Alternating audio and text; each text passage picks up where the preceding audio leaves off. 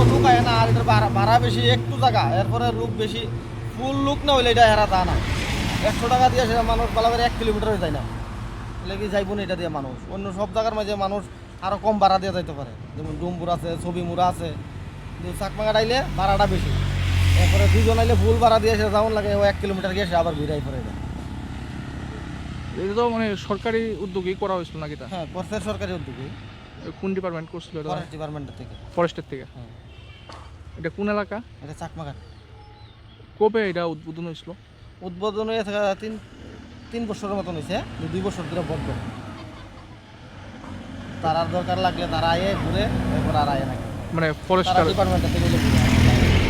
আনাইলে করে না। এই তো এখানে দেখা যাচ্ছে যে বোট টোট ওইগুলো একদম নষ্ট হইতাছে পয়রা। ওই তো এই যে বর্ষা সিজন হলে শুকনাথ করে আগে আরও আসছিল তো 2টা, এটা একটা লইয়া গেছে কোন জায়গার জন্য, অনেকটা আছে, একটা পয়রা রয়েছে না? একটা পয়সা দিচ্ছে।